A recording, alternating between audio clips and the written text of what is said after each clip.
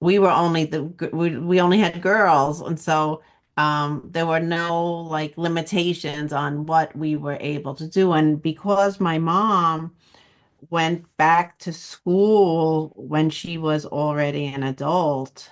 I had mentioned she went to Lehman, and she started working at Lehman because we could walk to Lehman. And so she got a job there as an administrative assistant. And then from working in her department, which was uh, a new project to launch bilingual education in the public schools, she realized that she really would love to go to school and to go to college. And so she was a part-time student and a worker as well at Lehman.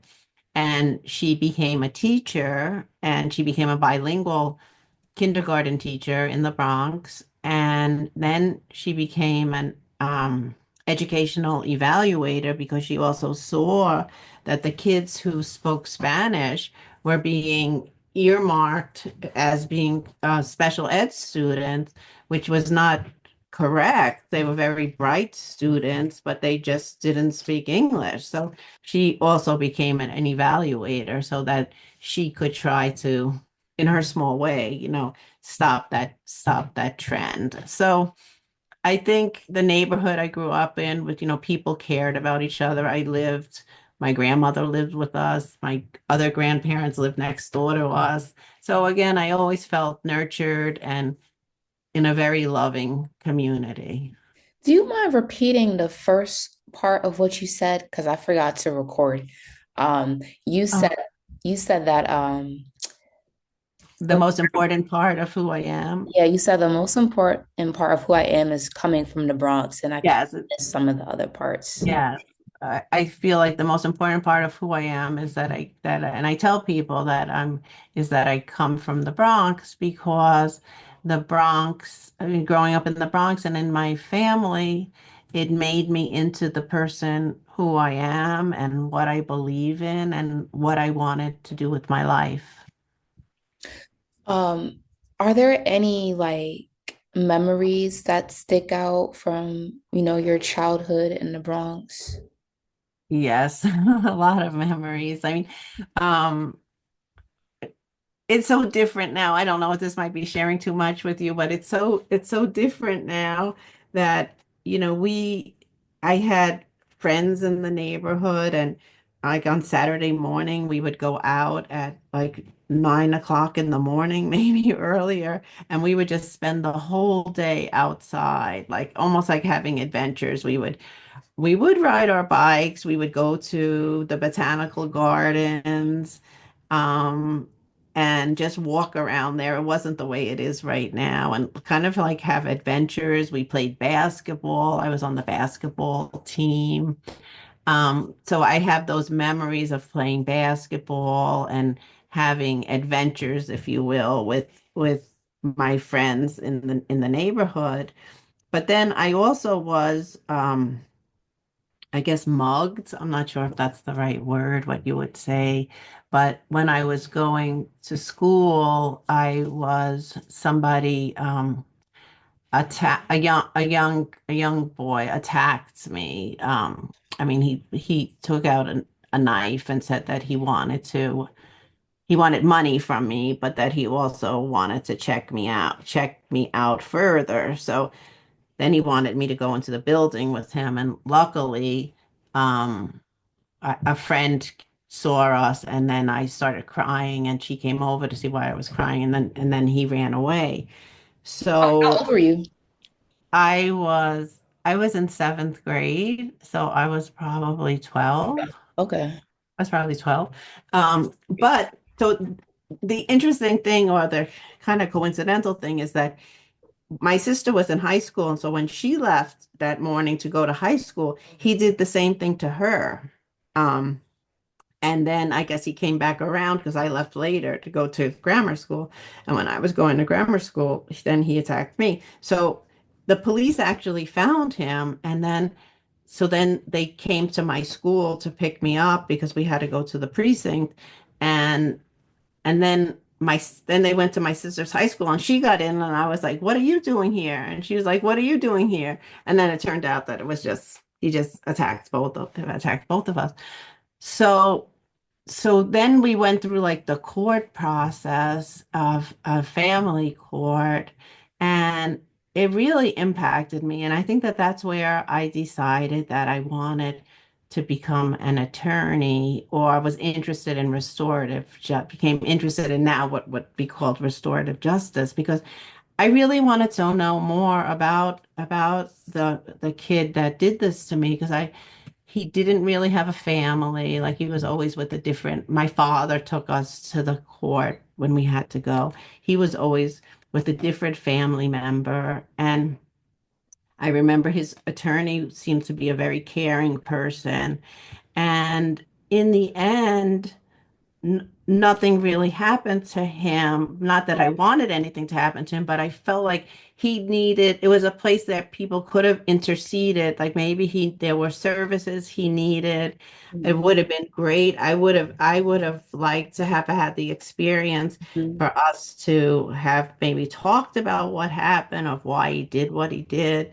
But none of that. And the courthouse was like dilapidated, and there really wasn't any, I don't think there was justice going on in that courthouse. So I So think, when you said you and your sister were assaulted, were you physically assaulted or sexually? yeah, no, it's physical. I wasn't, no, I think maybe he wanted to sexually, because he said, I didn't have any more money. He took out a knife, and I didn't have any more money.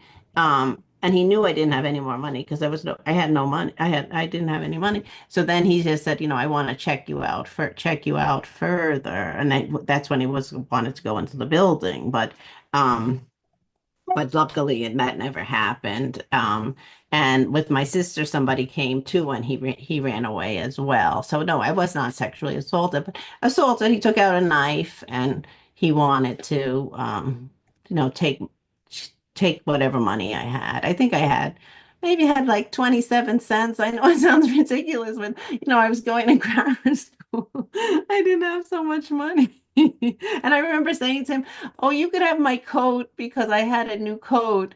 I got it for my birthday, and I had a new coat. I said, "Oh, I can give you my coat. I'll give you my coat," because I knew I didn't want to go into the building with him. But the only reason I bring that up is because it is a memory that I have, especially of the courthouse and the justice system, and feeling like there really wasn't justice, and that I felt like there could have been a better way of for there to be justice. And I think that was like my first experience, although not having the words, to want to see something more restorative So for me and restorative for him.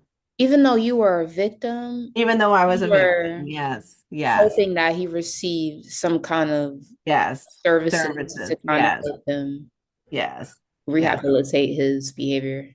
Yes, or get whatever he needs. He needed help. That he needed help. He needed something. And I think that that also impacted me, because after I graduated from law school, and then I went to a law firm right after law school to pay off my loans. And so after I paid most of my loans, I was able to take a lower paying job.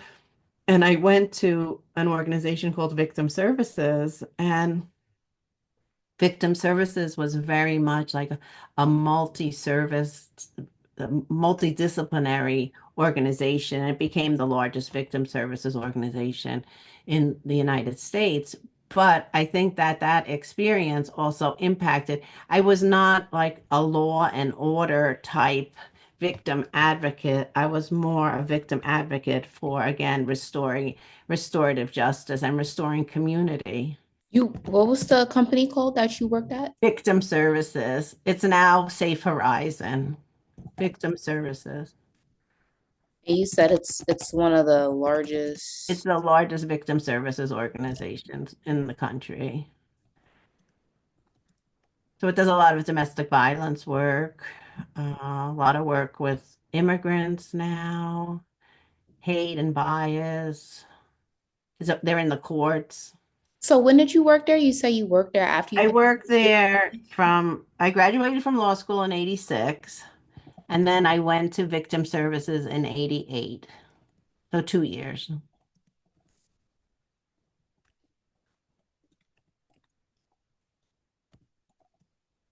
in 1988. So between 1986 and 1988, where did I you worked at a law firm, O'Melveny and Myers. I could send you my resume if you want. work? Okay. Okay, I'll send you my resume. That might be helpful.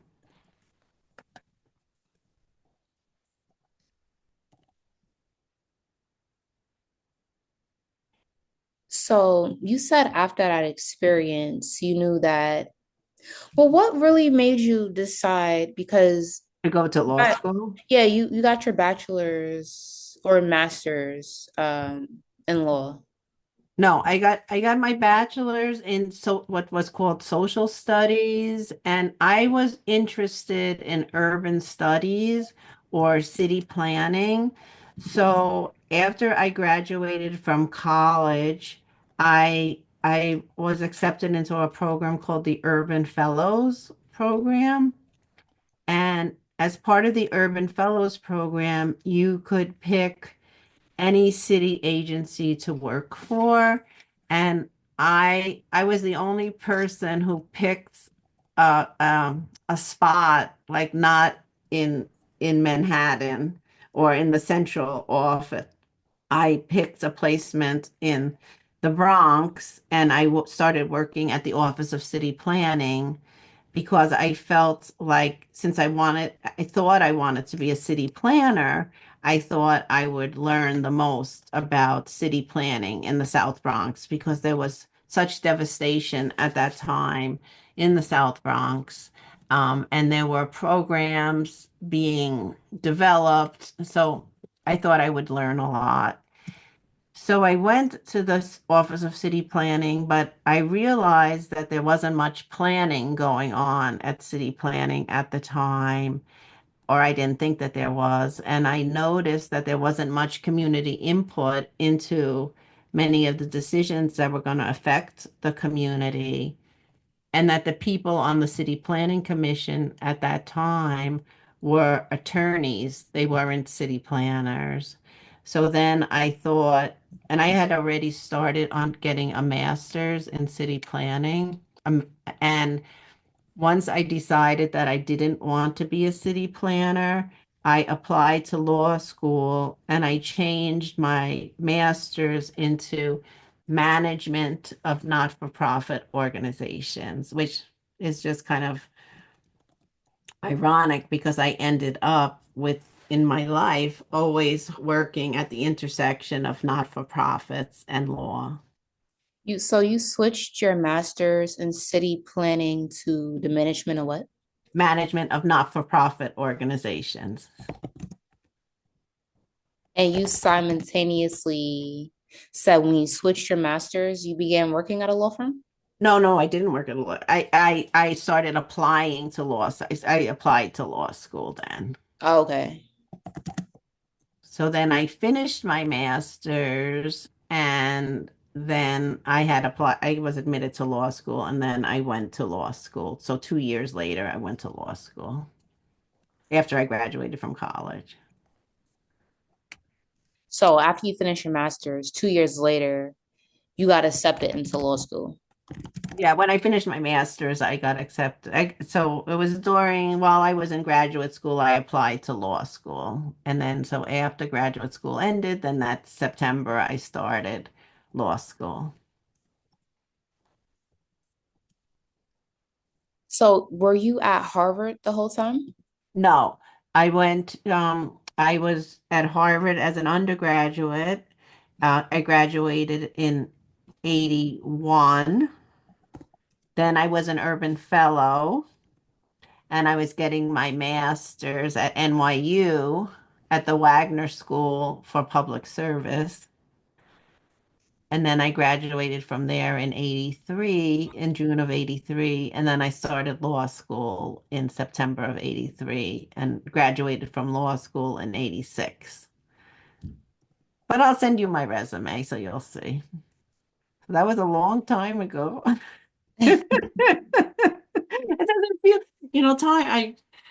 time goes by quickly. Like you have your whole, I'm like jealous of you because you have so much promise. You have the whole world ahead of you, and I'm sure you're Yeah, gonna do great things. that's so But funny. go fast. I We're kind of both. feel like my 20s was a blur, and now I'm in my last year of my 20s. Oh, I'm like, slow down.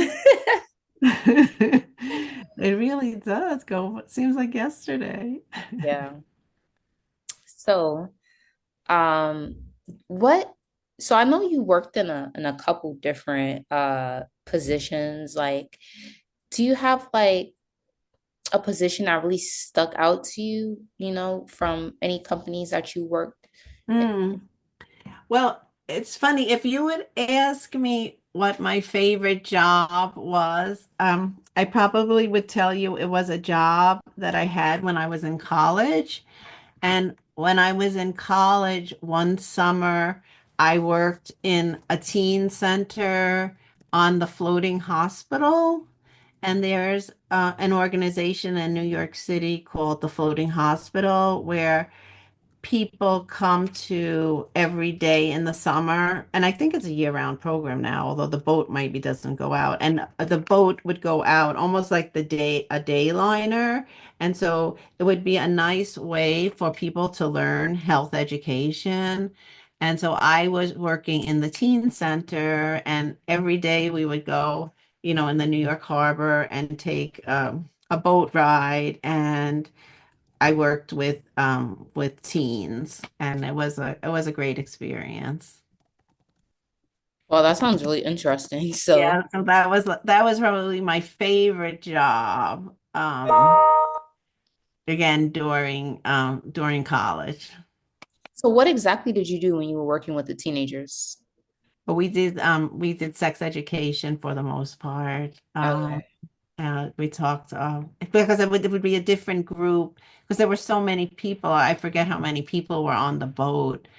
So they would come, the teens would come during like there were different sessions, and so there were a number of kids each day that would come into the teen center. So we talked about health issues, general health issues. And I do remember that there was a lot of information about sex education. So every day, basically, It was like a different group. the office was basically on like a boat, Yes, I was on a boat. Yes, and it yes, was on the New York Harbor, you said? yes. Like down by the West Side Highway. It was actually Okay. 42nd Street and the West Side Highway, where the what is that called? That huge military boat is now. Oh yeah, I know what you're talking about. Uh, I forgot the name of it Yeah, too. I can't think of the name of it, but it was like docked next to that. And so people would come at like 9:30, and then there was breakfast, there was lunch, and then we would dock at around 4 o'clock. So again, it was almost like a day cruise, but learning about health, all Okay. different kinds of health. And there was like a different clinics on the boat as well. So there was like a dentist, there was a foot doctor. I think it's still around, but it was really a great experience. So I know right now you work as the vice president of the Barbara McDowell Foundation, Yes, the Barbara McDowell Social Justice Center. and you also work for the. Before that, I was the commissioner of the State Division of Human Rights. Okay, so do you mind telling me more about what you do at the Barbara McDowell Foundation? Sure. So, the Barbara McDowell Social Justice Center was founded 15 years ago by a man named Jerry Hartman, who created this foundation in honor of his wife, Barbara McDowell. Barbara McDowell was a fierce advocate. She was an incredible attorney who unfortunately died from brain cancer. But she was such an incredible advocate that she argued two cases the same day before the Supreme Court. And, just arguing before the Supreme Court is such an honor. It's like the pinnacle of somebody's career. On one day, she actually argued two cases before the Supreme Court. She was always interested in social justice and advancing social justice. So to honor her, Jerry created this foundation, and it started by giving grants to organizations that were bringing class action litigation to challenge something that was unjust. And we operate in 15 areas, and each year organizations can apply for a grant. But then, in addition to that, we also bring our own litigation, and we just started doing that 2 years ago, although Jerry had done it as part when he was at his law firm. So we also bring our own litigation. So we do litigation, advocacy, and education, and also grant making.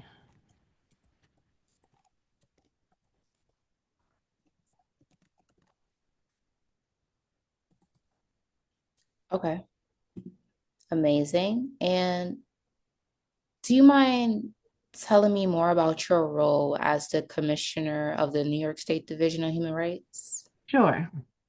So, I was the commissioner at the State Division of Human Rights from the end of 2021. So we were still in COVID during the COVID period until March of last year of 24. And one of the things I'm proudest of when I was at the commission, at the division, was creating a hate and bias prevention unit. And there were four pillars to the hate and bias prevention unit. We set up regional councils across the state. And the regional councils, each one was different, and they were comprised of different people from the community. So there were faith-based people on it, there were academics, there were criminal justice, education, community workers, and each place before we created the regional council, we did a listening session, a number of listening sessions. So the reason I say that is because we didn't go out there with a plan and say, this is what you have to do, but rather we went and listened to them to hear what their needs are. And then we tried to provide them with the tools so that I used to say it was like we were helping you set the table because we would help give them the resources so they could work on projects they might want to work on. So we set up the regional councils. Then we also had what we called a rapid response team. So if there was an incident of hate that happened anywhere across the state, people could call the hotline. We set up a hotline and report it, and then we would send a team or get the regional council to be involved in addressing the incident.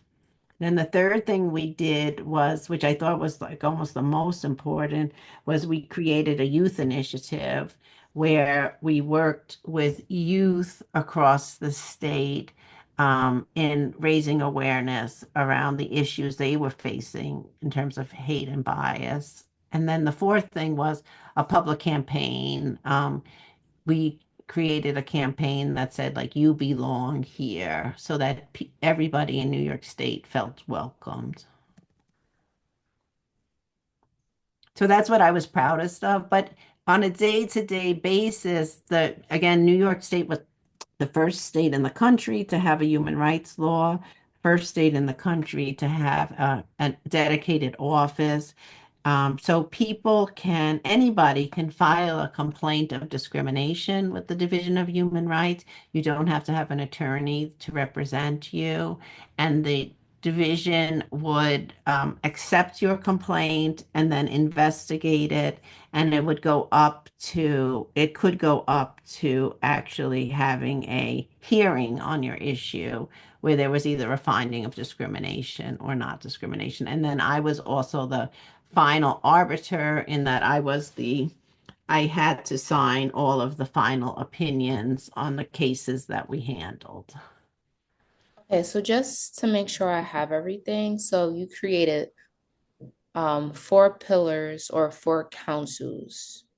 No, there were four pillars to the hate and bias prevention unit, and the four pillars were the regional councils, the the rapid response team, the youth initiative, and then the public campaign.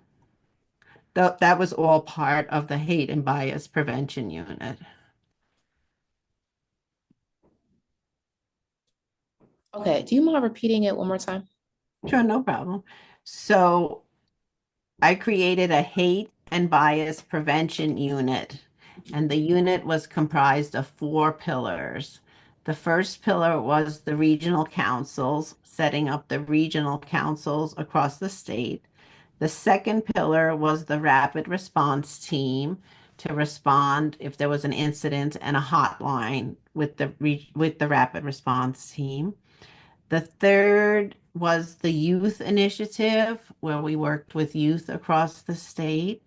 And then the fourth was a public campaign to publicize a message that was you belong. Okay, so you created a hate and bias prevention unit comprised of four pillars, Yes. including the regional council, the rapid response team, the youth initiative, and a public campaign. Yes, a public service campaign. Yes. Okay. And what was the other thing you mentioned? Oh, then I just mentioned that the division was the New York State has the honor of passing the first state in the country to have a human rights law. We're also the first state in the country to set up a division charged with investigating and prosecuting complaints of discrimination. So that I guess the bread and butter, if you will, of the Division of Human Rights is responding to complaints of discrimination. And there's numerous bases for the discrimination. And again, New York takes the lead in always expanding the law to cover additional claims.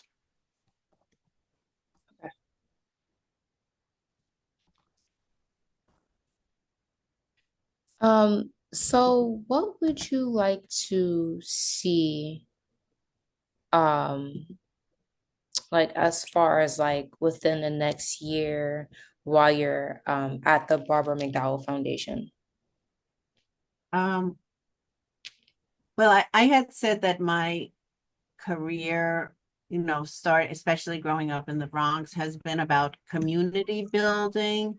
So I think that the Barbara McDowell Social Justice Center is can create community among people, advocates who are trying to advance justice. And we need this now more than ever, um, because we have to be able to like lead the fight of all of these things that are happening right now that contribute to injustice. And we need to have people, lawyers that could advocate on behalf of communities and protect their rights. And that's what the Barbara McDowell Social Justice Center does. It works on class action. But in addition to that, we have to see our work as building a movement.